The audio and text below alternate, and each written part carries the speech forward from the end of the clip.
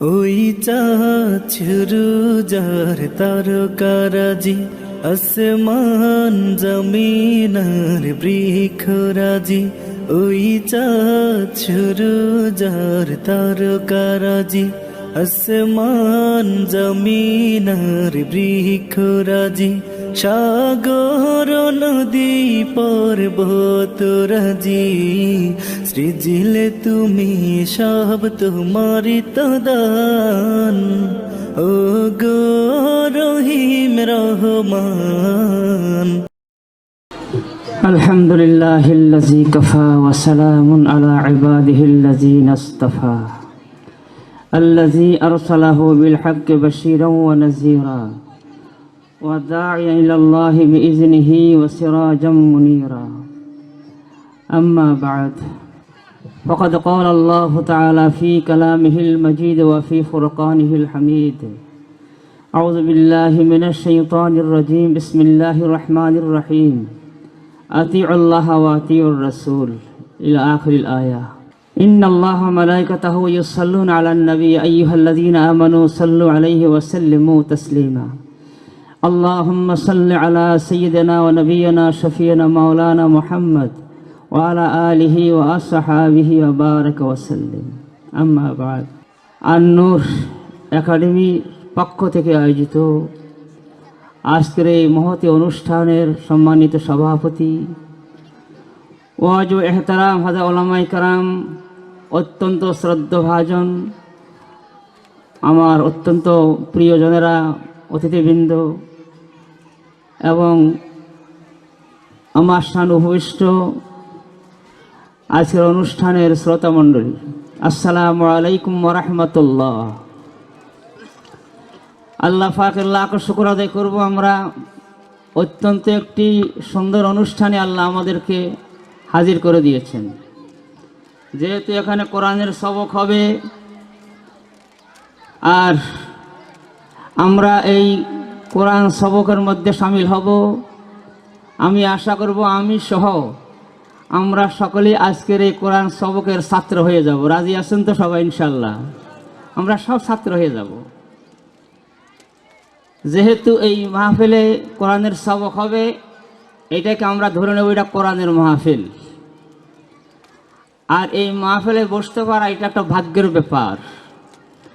এই মাহফিলটাকে আমরা এখন ধরে নেব এটা আল্লাহর বেহেশতের বাগান। সবাই বলি আলহামদুলিল্লাহ। যেহেতু কোরআনের সবক দেওয়া হবে, এখানে কোরআনের তালিম দেওয়া হবে, হাদিসের দার্স হবে। মুদ্দতে উমরে কেউ তার জান্নাত বুয়াদ কায়বা অকবা দাখিলে দোজখ বুয়াদ। এই মাহফিলটা যদি অনুষ্ঠান যদি আল্লাহর জান্নাতের বাগান হয়, আল্লাহ পাক যাদেরকে দয়া করে একবারে জান্নাতের বাগানে বসান, কশিনকালেও কায়বা অকবা দাখিলে দোজখ বুয়াদ, এই লোকটাকে জান্নাতের বাগান থেকে তুলে নিয়ে আল্লাহ কখনো আর তাকে জাহান্নামে ছাড়বেন না। আমরা বলি আলহামদুলিল্লাহ। সুতরাং আপনাদের ছেলেমেয়েরা যা লেখাপড়া করছে, কোরআন শিখছে, এদের মূল্য অনেক বেশি। হইতে পারে আপনার ছেলে হোক, কিন্তু তার দাম অনেক বেশি আল্লাহর কাছে। সাহাবায়ে কেরাম আমাদের ঐতিহ্য হিতাকাঙ্ক্ষী ছিলেন। রসুল পাকের অন্তিম শয্যায় রসুলের সিরানায় বসে বসে, ইয়া রাসূলুল্লাহ, আপনি দুনিয়াতে বিদায় হয়ে চলে যাবেন, আপনার আখিরের উম্মতেরা তারা তো আপনার সামনে বসতে পারলো না, আপনার সামনে বসে কথাও শুনতে পারলো না, আপনি তাদের জন্য কি রেখে গেলেন? রসুল বলছেন, মান জালাসা মাজলিস উলামা ফাকান্না জালাসা ফি হাজরাতি। যে ব্যক্তি আমার ইন্তেকালের পরে কোনো আলেমের সামনে বসে তার কথা শুনবে, সেই যেন আমি রসুলের সামনে বসে আমার জবানে কথা শুনলো। সুবহানাল্লাহ বিহামদি। এই হাদিস বলছি, রসুল পাক হাদিস। ইয়া রাসূলুল্লাহ, হুজুর, আমরা আপনার চেহারা দিয়ে তাকাইলে কত সওয়াব হয়, ইমানের চোখে তাকাইলে আপনি বলছেন তার জন্য জাহান্নাম হারাম হয়ে যায়। আপনি ইন্তেকাল করে চলে গেলে আপনার উম্মতেরা কার চেহারার দিকে তাকাবে? হুজুর বলে দিলেন, মান নাযারা ইলা ওয়াজহি আলিমিন তাকিন ফাকান্নামা নাযারা নবী সাল্লাল্লাহু আলাইহি ওয়াসাল্লাম। যে ব্যক্তি আমার পরে, আমার ইন্তেকালের পরে আমার কোনো আলেম উম্মতের চেহারার দিকে তাকাবে, কোরআন পড়নেওয়ালার চেহারার দিকে তাকাবে, হাদিস শিখনেওয়ালার চেহারার দিকে তাকাবে, সে যেন আমি রসুল্লাহর চেহারার দিকে যেন তাকাইল। সুবহানাল্লাহ, আল্লাহু আকবার। আমরা কত ভাগ্যবান আমরা। ইয়া রাসূলুল্লাহ, হুজুর আপনার সাথে আমরা দেখা হইলে মুসাফা করি, হাতে হাত মিলাই। আপনি ইন্তেকাল করলে আমরা কার সাথে হাত মিলাবো? আপনার উম্মতরা কার সাথে হাত মিলাবে? রসুল বলছেন, মান সাহাফা আলেমান ফাকাদ সাহাফানি। যে ব্যক্তি আমার ইন্তেকালের পরে কোনো আলেমের সাথে হাত মিলাবে, সে যেন আমি রসুলের সাথে হাত মিলালো। ওমান সাহাফানি কানা মাই ফিল জান্নাহ। আর যে আমার সাথে একবার হাত মিলাইলো, সে আমার সঙ্গে এক জান্নাতে বসবাস করবে। প্যারা হাজিরিন, এরপরে আর একটা হাদিস বলে শেষ করছি। ইয়া রাসূলুল্লাহ, হুজুর আমরা আপনাকে দেখলে সালাম দেই, আপনার ইন্তেকালের পরে আপনার উম্মতেরা আখিরি জামানা তারা কাকে সালাম দিবে? হুজুর বলেন, কেন?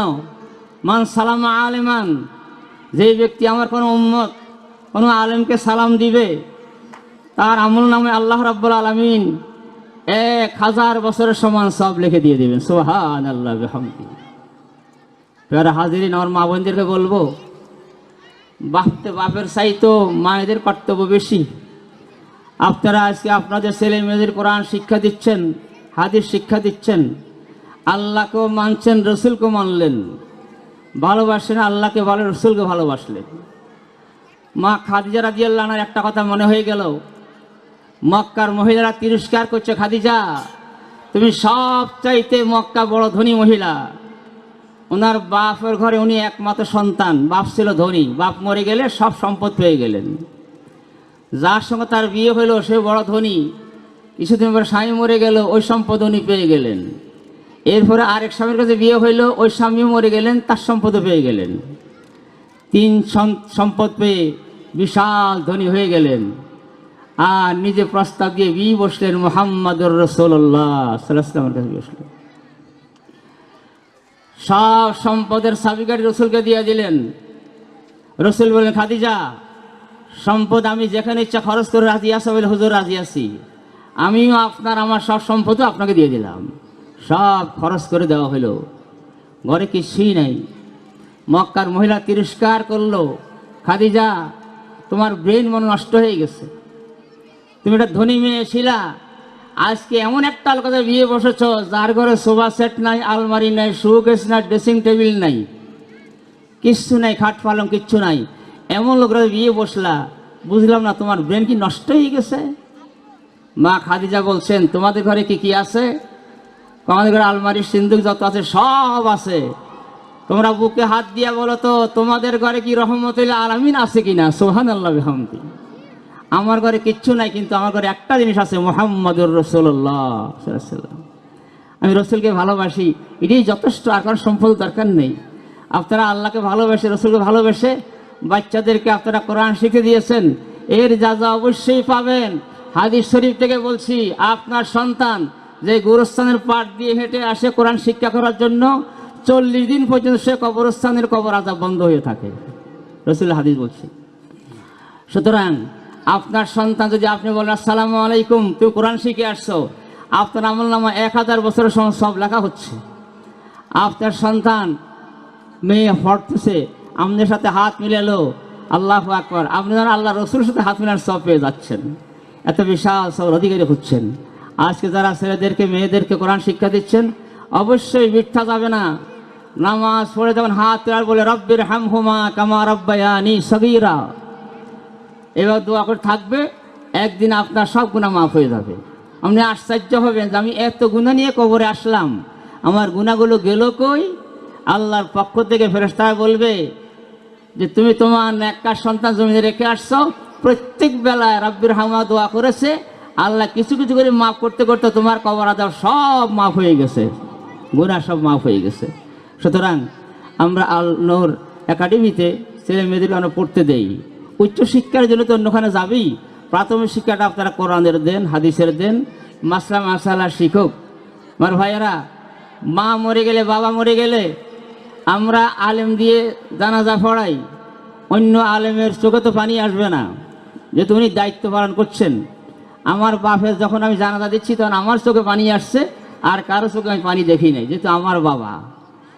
আপনাদের সন্তান যদি অন্তত জানাজার নিয়তটা ভালো করে জানে, সূরা করা যদি জানে, মার খাটটা সামনে রেখে যখন আল্লাহু আকবার দোয়া তো পড়বেই, মাঝখানে চোখের পানি পড়ে যাবে। রাসূলুল্লাহ বলছেন, কোন সন্তান যদি পিতামাতা যেন কাঁদে, চোখের পানি চোখ থেকে বাইর হইয়া গালের মাঝখানে আসার আগে আগে মা বাবার জিন্দিগি সব গুনাহ মাফ হয়ে যায়।